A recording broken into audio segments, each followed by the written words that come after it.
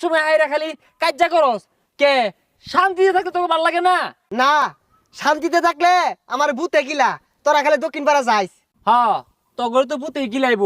কই তগর পাড়া পোলাবান যে প্রত্যেকদিন আহাইরাই ন দল বাইন্দা পেছ পেছি আগে, আমরা কি রাগ করছি না তগর লগে মারামারি হবার গেছি? হ আমরা এগুলাতে আগি তোর কি তুমি সাহস উত্তর পাড়া যাইস কমরে গিরত হইতাম না। আরে কি হালাই বেহালাইস, আমরা কি আদগান না?